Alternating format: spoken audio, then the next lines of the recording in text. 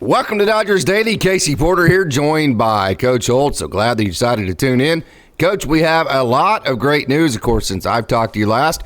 It's been a 3-game series sweep against the Nats, but last night specifically, hey, I'll tell you what, you had the offensive explosion a couple of nights ago, but last night to me gets me excited in a lot more ways because you know this offense is going to explode from time to time. That's just something you expect. The one thing I wanted to see, can it win close games? Can it execute maybe in a 2-1 type of game, which is what the playoff type games are going to be like? So last night in a lot of ways was very encouraging if you're a Dodgers fan. Yeah, no doubt about it. Case, I was just reading, you probably already knew this because you keep up on your homework better than I do, but I was reading about Yamamoto yesterday, and his fastball, opponents are hitting 355 off of it before last night.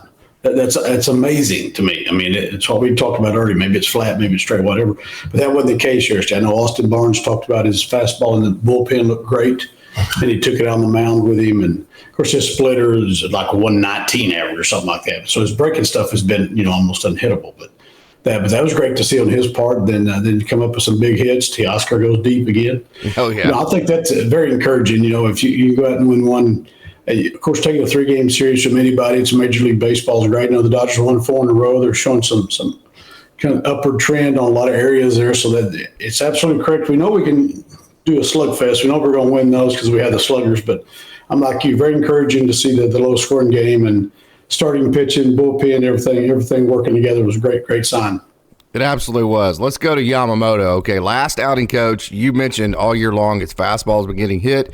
That definitely was the case last outing. That was what was very concerning for me because as a major leaguer, any pitcher, and I mentioned this in that show, if you can't throw a fastball that can get outs, right, you can't really you have to be so perfect with your off-speed stuff.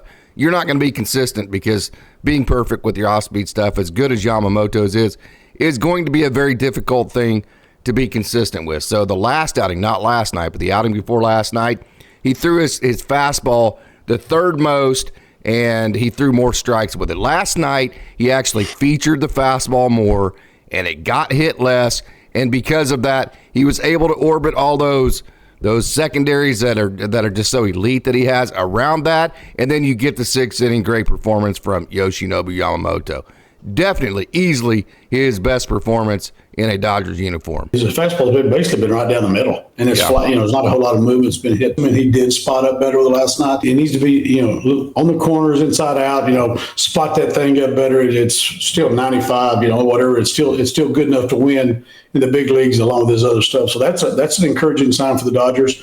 I know that young man's got a lot of pressure on him, unbelievable pressure on him to come in his first year in the major leagues. And just like Ohtani's had pressure his whole life in the big league, so it's nothing new to him. But Yamamoto, that's an encouraging sign for the Dodgers to see. They know it's in there, and that's a good sign. And maybe if he finds that spotting up that fastball along with everything else, he can be an elite pitcher, especially help the Dodgers out.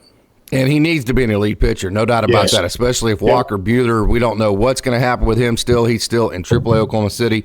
Just to give you an example of how much better the fastball was for Yoshinobu Yamamoto, the average exit velos went down from 99.5, the performance before, not last night, but the performance before that. It went down from 99.5 to last night, it was just 81.1. So you're talking about shaving about 20 miles an hour off the average exit velo on that fastball. And then what was so great about his off-speed stuff, his splitter, his cutter, his curveball, all that, was that he didn't just throw it for a strike 100% of the time, kind of like his four-seam fastball. He threw it in there 60% of the time, which meant that it was, I don't want to say effectively wild because that's not an accurate way to say it, but it wasn't just in the zone so much that hitters could get comfortable on it. It was in the zone the exact perfect amount, right around 50%. Well, and the hitters know, Case, there's no secrets really in high school even now. We watch film, our guys that watch film all the time, there's really no secret there. The hitters know, hey, settle his fastball. His fastball is going to be there. It's going to be hittable. Everybody's been hitting it. We're going to hit it. And then he brings it where it's not exactly right down the middle. It's a different. So now the hitters, now you got him where you want him. I'm going to have a heck of a time hitting any of his breaking stuff, and now he's spotting up on the fastball. So that's why I think we saw what we saw there. Like I said, those guys know the same thing we're seeing. I'm not sitting here in Stillwater, Oklahoma, get anything earth-shattering. I saw the same thing. They got guys that do that on a daily basis by the hour probably. So they knew that too. The hitters knew that going in, and yet they still got shut out. So that's a great sign. Yep. I think we saw a sweet spot last night. Maybe we'll see. We'll get more data to actually kind of look at it.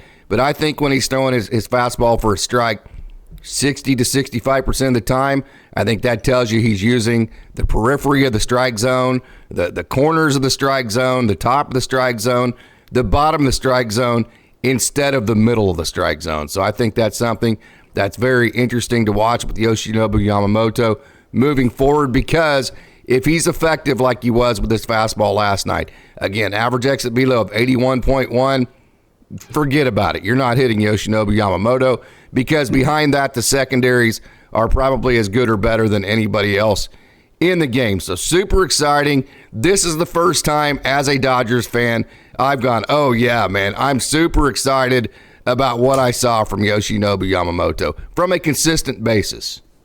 No, there's no doubt about it. That's, we've all kind of had the back people outside of Dodgers. I'm talking about the fans outside the Dodgers, people who don't like the Dodgers because they're the Dodgers, like we hate the Yankees because they're Yankees, whatever the case may be. They're enjoying it. He'd already faced some major league hitters, in World Baseball Classic, and shown he can get people out. It's just a matter of getting used to being an every 4 or 5 day starter, or on a regular basis, and everybody having information on you. Everybody having the book on you, and everybody like knowing. You said, the pressure. The pressure, is amazing. So, that's a great sign for, like I said, he's got great makeup. The Dodgers did their homework. They're not giving a guy a bunch of money if he's soft mentally. He's not soft physically, but if he's soft mentally, we wouldn't be sitting him where he's at right now. Dodgers score single runs in the second and the eighth. Teoscar Hernandez hits the home run, and then he strikes out 2 times later, Coach. It was like, I just kind of giggled because, you're giggling right there, right? Okay, yeah. I mean, that's like literally exactly why. First of all, kill lefties, right? And then hit a home run and then strike out a couple times. That's like literally exactly the Teoscar Hernandez that the Dodgers signed up for, and that's the Teo they got last night. And they're getting what I think the Dodgers are getting exactly what they thought they were going to get. Yes. It's kind of like Max Muncy. Yes. He's a run producer. He's hitting about 240. So, you're getting we're getting what we think we're going to get from Max Muncy. And now you're getting, we knew Teoscar was a good offensive player, but there's going to be some give and take there.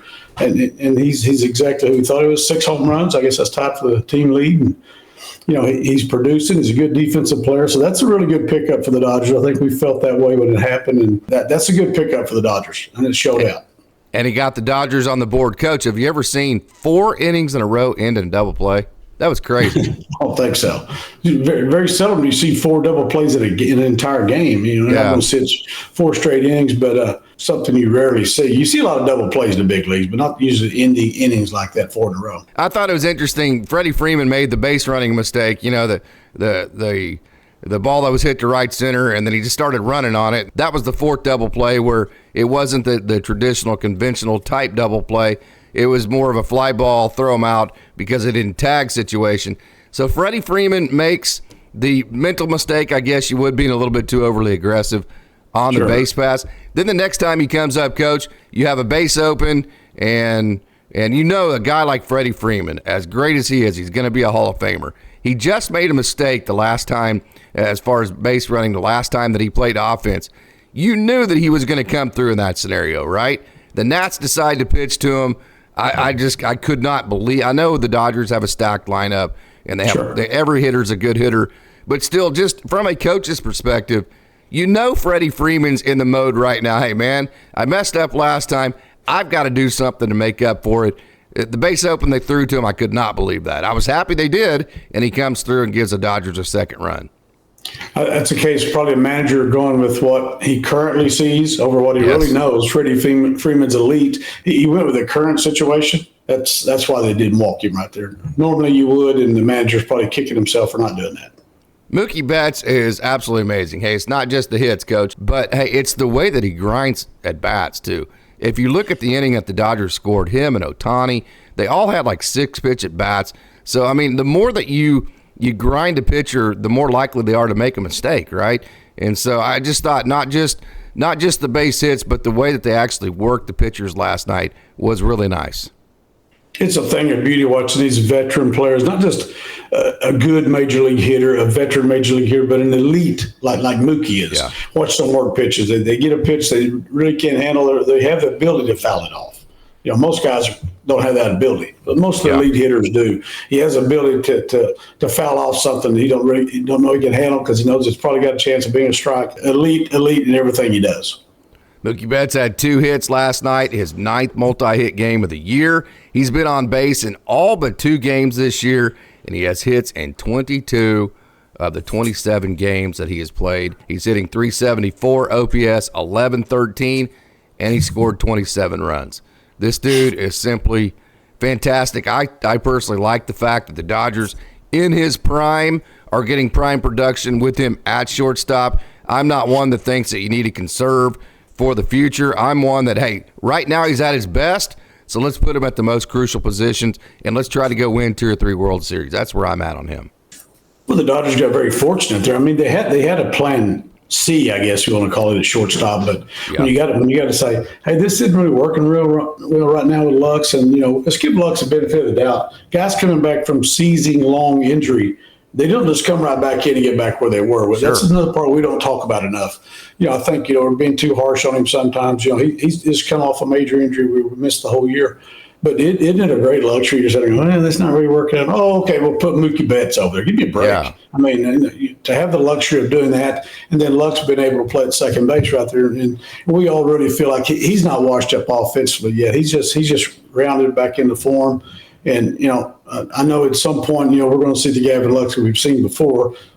Hopefully it's not something to carry over from his injury. He looks healthy and he seems healthy, and everybody says he's healthy. So, I think he's still a young man. We'll get him back to where he was. But isn't that awesome that you're playing B's Mookie Betts? Give me a break. Or Miguel Rojas. Awesome. Miguel Rojas, yes. That says you're playing C. Your playing B and C aren't bad at all. You can play the whole major league season with those guys. So I think plan A could easily be to trademark it too if they feel like they need to move Mookie Betts back to second base. That brings us into the Gavin Lux talk. I thought it was brilliant that they put the 150 at bat mark on just kind of that 150 at bat leash for Gavin Lux, and coming out and saying that, because for Gavin Lux, coach, it's almost like a car salesman. You get a quota, right? I mean, at least black and white what the opportunity that you're going to be given, which allows Gavin Lux to go back into, if you heard his last interview with Kirsten Watson, he uses the term process all the time. I wrote an article on Dodgers Daily about Gavin Lux that says trust the process. He's always been a guy that's had massive success at every level till he got to the major leagues. And so it was one of those deals to where he would barrel up a ball and be mad about it. Well, you can't be. You got to trust the fact that, hey, if I barrel up a ball and I get out, well, then a month later, I'm going to dink one into left field and it's all going to even out, right? So I was really encouraged to hear that Gavin Lux use the term process. I have to be process-oriented right now. And the fact that the Dodgers came out and gave him a specified 150 at-bats, I think that allowed Gavin Lux, I think it took some pressure off him, because he's like, okay, well, I still have 75, 80 at-bats, 90 at-bats, something like that left to get all of these fields back. And I really think that allowed him to go back into process mode. And because of that, I think it relaxed him. Well, there's no doubt about it. As we've mentioned several times before, he's not where he's at, first of all, if he's weak. Right. Weak mentally. He's not putting the work in. And the Dodgers aren't making that statement publicly if he's not putting the work in. But that's a great way, as you mentioned, of telling him he's 150. We know if he's on the uptick and he hits 150 mark, it could be 175 at bats where they go, they pull the plug. So that's just kind of a benchmark there. 150. We'll kind of do some evaluation there, and if he's on the uptick, they're just going to keep rolling with it. And we all anticipate him being on the uptick because he's putting the work in. You know him, you've been around him in case when he's in minor leagues. He's going to do the process. I think I was reading the deal. He was out hitting off a minor leaguer the other day. Him and some other guys are like 5 hours before the game. They're out taking BP off of a minor league pitcher doing some work down there. So they know, and he's still a young man. They're not There not be any stretch. So we talked about this before on the podcast. How long do you go before you pull the plug? Well, they just told us it's 150, but me and you both know it can go up to 175, 200 if he's showing an upswing. Yeah, 2019, I was on the Oklahoma City grounds crew. He had made an error or two. I think the entire infield had made an error or something. They hadn't played very well. You know how the dog days of summer goes. I think the big club called down to AAA Oklahoma City and said, hey, take some extra ground balls today, right? So they go out, and it's like 1,000 degrees, and Gavin Lux has this Bluetooth player with a disco ball on the top of it, and he goes out, and he's just loosey-goosey having a hell of a good time. And it's like 1,000 degrees outside, Coach. It's like 4 o'clock in August, and it's been 1,000 degrees for like 3 months, and he walks out of the clubhouse, and he goes, God dang, it's hot out here. And the funniest thing is like this. Here's like the number one prospect in all the minor leagues, and he's whining about being hot, just like everybody else does. And then I say that only to say, then he goes out and takes like 700 ground balls. I mean, it was like very impressive, the work that he put in. He's success oriented, you can tell, and he's going to do whatever it takes. And the Dodgers are a long way from giving up on him yet. Yeah, and I thought the lineup last night was easy. You talk about the 4 double plays in a row. In the third inning, the rally ended on a Teoscar Hernandez ground ball that would have been Will Smith hitting in that situation. Yeah. So you miss Will Smith in that spot of the lineup there. And then Kike leads off for the hit in the next inning. Chris Taylor hits in a double play. Guess who that would have been? That would have been Max Muncy. You mentioned him a minute ago. So that type of lineup that sets up like that definitely does make it tougher on the Dodgers from time to time. But that brings us, kind of segues us into the Chris Taylor talk, Coach. Chris Taylor 0 for 4 last night. So we saw the 150 at-bat leash for Gavin Lux. What type of leash do you give Chris Taylor? 100 at-bat? I mean, he's not an everyday player, right? So the at-bats aren't going to rack up as fast as Gavin Lux. So how many at-bats do you give Chris Taylor to figure it out? Do you give him 75, 80? What's the ballpark number do you think the Dodgers will give him? To me, it'd be less than 100. Like you said, Case, he's not an everyday player. That's a tough position to be in. It's a great, you're still in the major leagues, but that's a tough position because you don't play every day, yet we expect you to produce when you come in there. And he's done that for the most part. Him, in the past with Kike, guys like that who can play a lot of positions, they're very valuable. But at some point, they have to produce when they get in there. We've all loved Chris Taylor because he can play everywhere. And, I think, the positive about him is that he's an aggressive hitter. I think that can be a negative sometimes too. There's a lot of swing and miss. He can have great at bats at time. I always go back to the 13 pitch at bat and he hit a home run. That still sticks in my mind. But there's also so many swing and misses. And I think for a guy who's not playing every day, they're not going to have near as much. Now they're giving him benefit of the doubt because he's been with them for a while, and there's that trust factor and know what kind of individual he is. But at some point, if your guy's coming off the bench, he's got to hit better than 0-40. Especially that's a given. Especially if Andy Pages continues to play the way that he's playing. I know Andy Pages, he had 1 hit last night, but I want to take you back to a sequence that really showed some maturity for him. He got a changeup, Coach, and he spit on it. He saw that changeup low in the zone, right? And then he didn't swing at it. So he's been taught, they hear the term all the time, see the changeup up. See the changeup up, because if you don't see the changeup up, it's going to dive down into the dirt out of the zone. So he saw the changeup down and laid off of it. Then he saw a changeup the next pitch and hit it. And for a rookie, those kind of little sequences and those kind of games inside the games are very exciting for me because it just shows that he actually has a really nice plan at the plate. And that's not just showing, Casey Porter and Guthrie, Oklahoma. That's showing the big club. That's showing the Dodgers organization. This guy's got what it takes. We just need to get, he just needs his opportunity, and he's getting it. This is the way this thing's happen in the big leagues. You get an injury with Hayward, you got to move Teoscar. Now you got an opening out there. Some guys take advantage of it, some guys don't, and that's great to see that process taking place. Yeah, another at bat for Andy Pages is that he had an 8-pitch at bat. He fouled off several different nice off-speed pitches to finally get, of course, we all know that Andy Pages wants to hit a fastball, right? His first, 2 or 3 hits in the major leagues, he was ambushing fastballs. So, the other teams know that. So how is he going to get back to a fastball? We'll foul everything off, get an 8-pitch at bat, swing at the right pitches. We always talk about that. for him. 8-pitch at bat, finally got back to a fastball that was out of the plate. He didn't do damage with it, but after 8 pitches, you get back to a fastball. Most times, Andy Pages is going to do damage. So you're kind of looking for indicating forecasts for future future success. That definitely is it. If you've been following Dodgers Daily much at all, the Andy Pages, of course, we even did a feature on it about 3 weeks ago. I think it was one of our high velo features.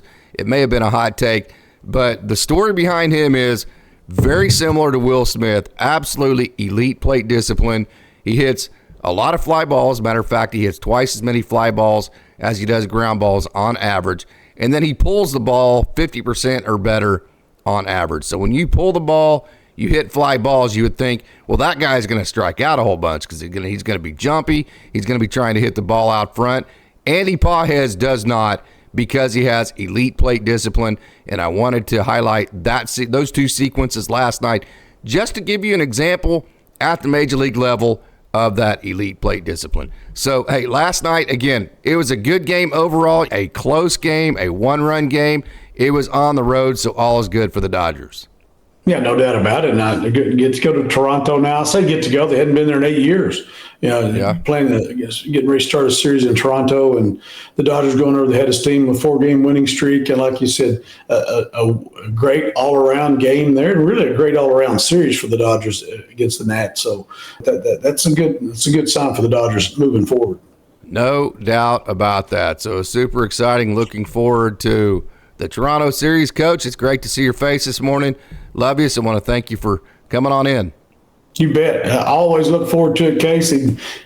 Don't usually like getting up early in the morning, but anytime I can hang out with you and talk about the Dodgers and just see you and visit with you, it's always a great day. Hey, you're retired, right? You can go back to bed? That's right.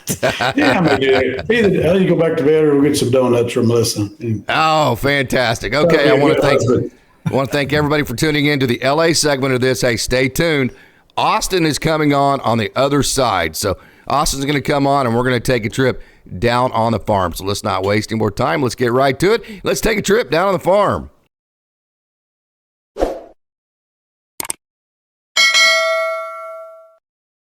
Starting as we do each and every down on the farm, Austin, we're going to start at single A, Rancho Cucamonga, second outing for Karros Duran. I know we covered him the last time. This is a big guy, 6'7", and look at that gigantic breaking ball for him. You've got a chance actually to see him quite a bit at Great Lakes. He's been up and down because of injury.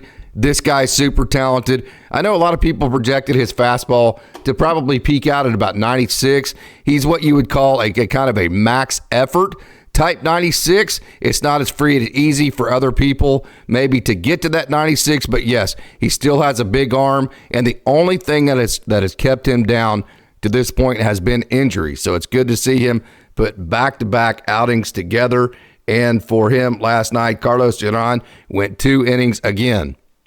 Yeah, it's just good to see Karros just be healthy again and back on the mound, getting some starts right now in Rancho Cucamonga. And you can see with all of these pitches, his stuff is absolutely wicked, generating a ton of movement. And then with his big, tall, 6'7" frame, he's able to get just some velocity on that fastball as well and be a really effective pitcher. It's just great to see Karros have some success, but most importantly, be back and healthy, because when Karros Duran is back on the mound and healthy, he's a force, and he's somebody that Dodgers fans have been keeping an eye out for quite a while. He's missed a lot of time due to injury. Now that he's healthy, though, Dodgers fans should be watching of Karros. Kind of reminds me of the Hyunil Choi type time frame, if you will. They were both huge prospects, both really, I mean, just climbing up the ladder, and then both got completely stomped by injuries. Hyunil Choi actually made a start for AAA Oklahoma City. Okay, this is Jordan Thompson right here. I know this is when he is with the Loons. He went up with the Loons for a while, went back down to Rancho Cucamonga, a young man that was drafted last summer out of LSU. This is a guy that's a shortstop type guy, another versatile, good athlete type infielder that really, if you go back to his career at LSU and even with his short time at Great Lakes, has a real knack for coming up with the big hit, doesn't he? Yeah, he has a big knack for coming up with the big hit. He's got some of that opposite field, right center field gap type power to him, where he's able to drive it opposite field, like you can see on this play right here. Just incredible. He's got some good power to it. He's got some wheels behind him as well. He's got a lot of different tools, moves around on the infield. And last night he had an incredible performance for the Rancho Cucamonga Quakes, where he is currently at going 3 for 6. Had a triple in there as well. Jordan Thompson, JT, watch out for him. Yeah, no doubt about that. And so a good night for Jordan Thompson, a good night for Karros Duran. Also another guy that we have been following very closely that had a really good night last night is Kenny George. Had him a couple of hits and an RBI and also scored a couple of runs. So, anytime Kenny George is getting on base, he is going to score. Oh, yeah, he's going to score. We've talked about Kenny George for quite a while, and that's because of his blazing electric speed that he has on the base path. One thing that has gone perhaps a little bit underrated, at least to this point in the season, is his ability to draw a bunch of walks. He's able to find unique ways to get on base, and when he's on base, he is an absolute electric force on there. You could see during that just last play, he was able to beat that ground ball out and get on base, and especially with the rest of the hitters that this Rancho Cucamonga Quakes offense has, which how good Jake Geloff has been swinging the bat. When you have JT, when you have Zaire Hope, who's been swinging it really well, it's Joe Vitrano, all of these different guys getting Kenny George on base, allowing him to wreak havoc on the base paths as well. And also, he's got an underrated hit tool to him, too. All of these different tools are coming together, and you can see why the Dodgers drafted him in the first round. No doubt about that. Hey, you got to see this incredible performance with your own eyes last night, and that is Jared Karros. That curveball, man, I posted on Twitter. I'm not sure that curveball that he throws that just literally comes out of the sky. That one, wow. I'm not sure that's not the best curveball of any pitcher in all the minor leagues. Jared Karros has a ridiculous curveball. The fastball was in the 94 range. I know he sits 92, 94. I think he was more consistently at the upper end of that last night, around 94. He also has the slider, and it's all about the pitchability. As you're watching these videos here, see how he went up and in, and then he kind of had a little bit of arm side run to that one. That one was center cut there to Griffin Doersching, who I got to see at Oklahoma State. But you see him working both sides of the plate. You see him working both the top and bottom of the zone. He has movement. He has the big breaking ball. Great location. Moves the ball. Lots of pitchability with Jared Karros. How'd it look in person, Austin? Oh, it looked, he was out there and in complete control the entire game. Yeah, as you said, I was out there in Fort Wayne, Indiana to watch the Loons take on the Tin Caps. To see Jared Karros go up against a Tin Caps team and a lot of these players that he has played against and been very familiar against. Played against them in the playoffs last year, played against them when they were down in Single A when Jared was part of the Rancho Cucamonga Quakes, and this is his second start against the Tin Caps this season, and he looked just about as good as ever, and the hitters still have no idea what to do with Jared Karros. Is about that pitchability. He can throw those fastballs, and then that breaking ball just falls off the table as well. Jared Karros was out there. He was dominant. 5 innings, scoreless, only gave up the 1 hit, and had 8 strikeouts too. What more can you ask for Jared Karros? He's providing length for this Loons pitching staff. He has been so incredibly dominant during his entire stint in High A. There's so much to be excited about with Jared Karros. No doubt about that. Another guy that stuck out to me last night, you're seeing right here on your screen, left-hander out of Virginia, Brandon Neeck. Look at that firm fastball. Did you have any velo numbers on him? Were you able to see the in-stadium radar gun?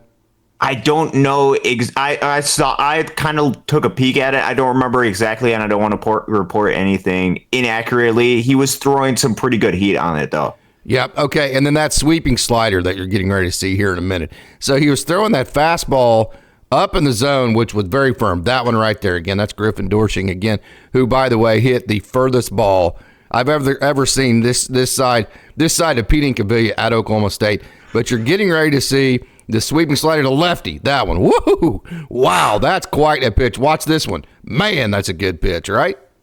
Yeah. Yeah, no, that was a really good pitch, and he came out of the bullpen, and especially during that first inning of work that he had, just came out there and dominated and was able to get a lot of swings and misses, was able to be really effective, especially against the left-handed hitters. And yeah, Brandon Neeck is really good, really talented. You can see that slider that just goes away or inside to right-handed hitters.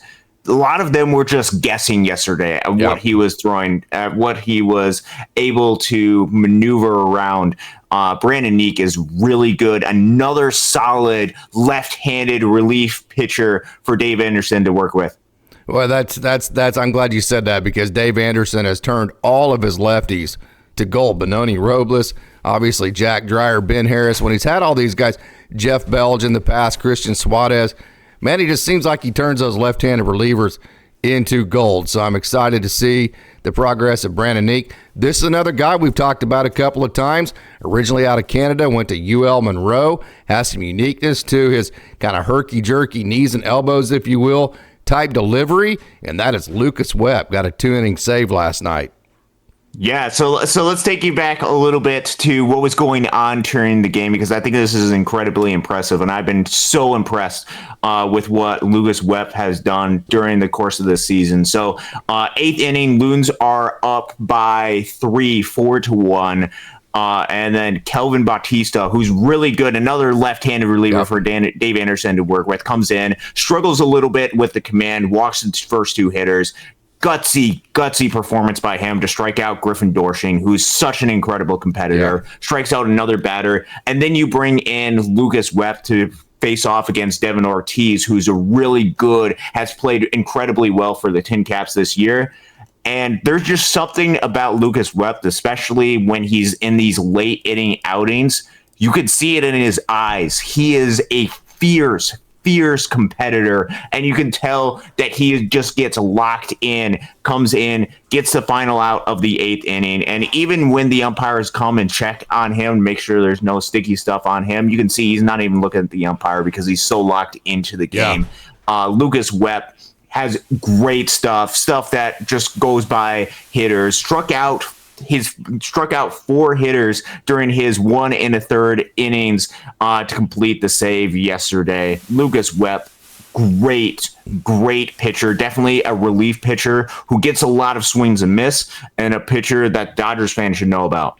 No doubt about that. On the offensive side, Dylan Campbell, been telling you about this guy. Of course, he didn't just mash the ball last night. You're seeing, it looks like a line drive in the scorebook, right? But Dylan Campbell, this is a guy that can do everything on the baseball field. I love this guy, playing well for the Loons. Yeah, he's been playing well for the Loons, and especially during that at-bat that he had, I believe he was the guy who kind of led off the rally for the Loons, as you can see during that play right there, to get the Loons onto the scoreboard. He just finds ways, and there's kind of been a saying that the Loons have had, especially on offense, to win it.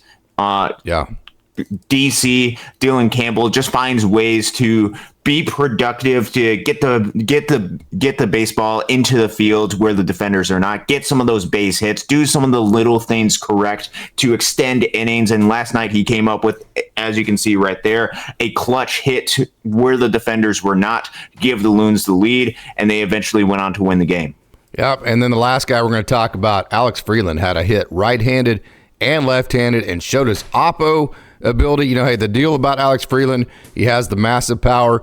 Can he put the ball in play enough? Can he walk more and then strike out less? That's going to be the key to Alex Freeland. It was good to see him show off his switch hitting skills last night. Oh, and the tools are really coming together for Alex Freeland to start the season. You can see just with some of the numbers that he has, his triple slash line right now, 367, 516, 571 in a cold, pitching-friendly Midwest League. Alex Freeland, in his 14 games that he's had for the Great Lakes Loons to start this season, is just going out there and absolutely performing. Has 8 more walks than he has strikeouts, which is absolutely insane. Shows the level of hitter, the level of plate control that Alex Freeland has, and his ability to generate consistent contact through the early course of the season. I've been really impressed by that. And you have seen him during his appearances for Great Lakes during this season just come out clutch. Was 2 for 4 yesterday with a walk, a couple of clutch key hits, an RBI to there as well. And in front of some of his family that was in attendance in Fort Wayne yesterday, you got to love it for free Alex Freeland. No doubt about that. So let's move up to the Double-A level. The guy we're going to talk about is a guy that's very intriguing. Dodgers just got him out in the offseason, a former first-round draft pick. I know you don't have a whole lot of history with him because he never played at Great Lakes, but this is Austin Beck. This is a guy that plays the outfield, and just the way he swings whenever he hits the baseball, there's just such little movement to his swing. I love just how simple things are. Watch it. It's like how simple that is. But just how much power he has. Watch the power that Austin Beck has there to the opposite field. So I like the simplicity. It shows me that he is country strong in his hands, and so that allows him to be simple, which should allow him to be more consistent. Again, only 25 years old. So you have these guys that were first-round draft picks like in 2017 or whatever, and it's a long time ago, and you're thinking, well, maybe they're not going to make it this or that. Don't forget, man, they're only 25 years old, and Jason Martin, whenever I was able to interview him, he had a great statement about that. Hey, everybody's timetable is different. So I definitely think Austin Beck, with his power, with his talent, is somebody Dodgers fans should at least have on their radar. Yeah, and he is going out there and performing to this part of the season, putting up some of the best numbers that he's had in the minor leagues. And this is something to remember, that every single player's development track is different. Perhaps the Dodgers have found an absolute steal in an Austin Beck who's showing some of that power. Already has 3 home runs, has a couple of doubles as well, is showing some good things at the plate for the Tulsa Drillers. Don't give up on a guy like an Austin Beck quite yet, especially coming in to this Dodgers farm system, coming in and being surrounded by these Dodgers coaches. There is a lot of potential, and there's a reason why he was a very early first round draft pick. That's because a lot of the talent is in there. The Dodgers are perhaps starting to unlock it with Austin Beck. Another guy last night that had another majestic home run right there, Jose Ramos. Go to my social medias, Twitter, Instagram, and listen to Dennis Higgins. I've said this a couple of times, but when Jose Ramos hits home runs, he hit like the farthest one that Dennis Higgins had ever seen in Tulsa. And Dennis Higgins, I'm telling you, he's a guy that, like John Miller, the Hall of Fame type announcer for the Giants, the guy who used to do Sunday Night Baseball. Very familiar with Dennis Higgins. He's been around forever. He's widely known as one of the best broadcasters, not just in minor leagues, but in all of baseball. He's been around and done just about everything. And every time Jose Ramos hits a home run, Dennis Higgins is like, wow. I mean, you can just hear it in his voice about how impressed he is with the power of Jose Ramos. So definitely take some time, go to my Twitter, Instagram, or Facebook, find that video of Jose Ramos' home run last night, and listen to Dennis Higgins. It's all you need to know about the power potential of Jose Ramos. Oh, he's got some serious pop to him. Already has 6 home runs on the season and much, much more to come. Could we be seeing a 30 home run type season at the minor league level for Jose Ramos? Right now, he seems to be on track to do that. And you can see just with the swing right there, again, encourage you to listen to that, listen to the call. That's going to give you a little bit more context. Jose Ramos, right now, the power 100% is there, slugging at a .557 rate. That's his slugging percentage. Jose Ramos is going out there and hitting bombs. Trey Sweeney had a nice night as we move up to the afternoon, I guess it was. Of course, it's Albuquerque, so the second game in that series that there's been 30 runs scored. So I mentioned I hesitate to talk a whole lot about the offense, but hey, you guys know how much I love Trey Sweeney's swing. 4 hits yesterday, got to talk about that, right? Had a second home run, 7th double, 5 RBIs. Sweeney's now all the way up to 292 on the season. His OPS is at 895, and he has hits in 6 games in a row and 3 multi-hit games in his last 5, and he's 11 for his last 22. That's the kind of offensive streaks that Trey Sweeney can go on. Plus, I think with his swing, he can also be consistent to add to that. So I love this guy's offensive game. Yeah, he's got a really good offensive game. All of the tools are there for Trey Sweeney to be able to put it together, to be able to become just a great dynamic type player who can also play the shortstop position, which I know the Dodgers fans are concerned potentially about going forward in the future. With the continued development of a Trey Sweeney as he continues this journey in Oklahoma City, keep an eye out for him because he could very well be part of this future picture, this future puzzle for the Dodgers going forward. We talk about Hunter Fiducia a lot at the catcher's position. This is Chris Okey. Chris Okey quietly is having a very good year as depth at catcher, too. He had a 3-hit day yesterday. Okey is hitting .294 on the year, had a couple of RBIs, and he has hits in 4 of his last 5 games. He showed pretty well in spring training, showed off some of his skills, so another depth piece at the catcher position for the Dodgers in Chris Okey, and then that's going to move us to JP Feyereisen, who threw last night. If I can actually get to his video and get it up there. JP Feyereisen right here that you're seeing on the screen. This is a good look at him from behind home plate.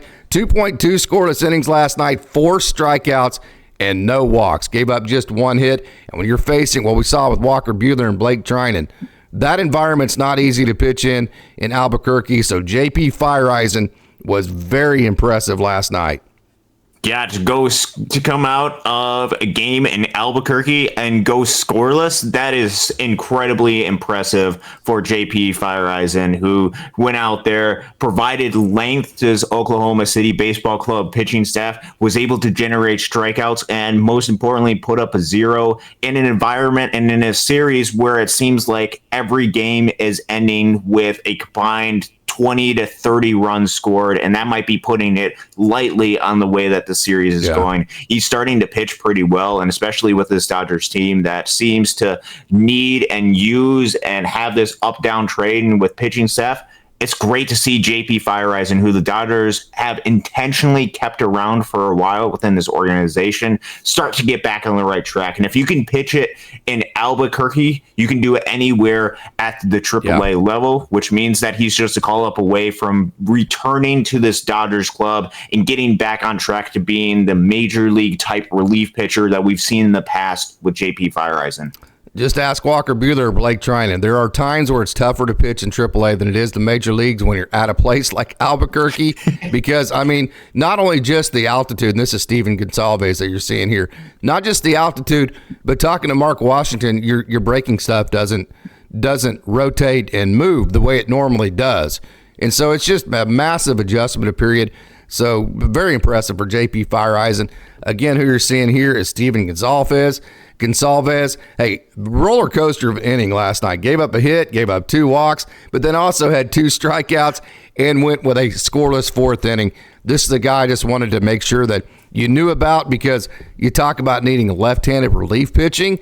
This is a guy that has major league experience, 29.1 major league innings. So not an incredible amount, but he's the exact type of depth piece the Dodgers like, a guy that knows what a major league clubhouse looks like. And he sat 94.3 last night. Actually, he sat 93.1 and hit 94.3.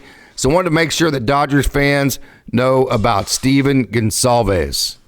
Yeah, he could be one of those guys that gets called up, part of this up and down trend. You might see him for a few innings, or if he has some success, you might see him for even more. Right now, he has, in his 12 innings of work in Oklahoma City, 18 strikeouts. And if you're generating a lot of swing and miss, if you're generating a lot of strikeouts, we know how much the Dodgers appreciate and like to see that out of their pitchers.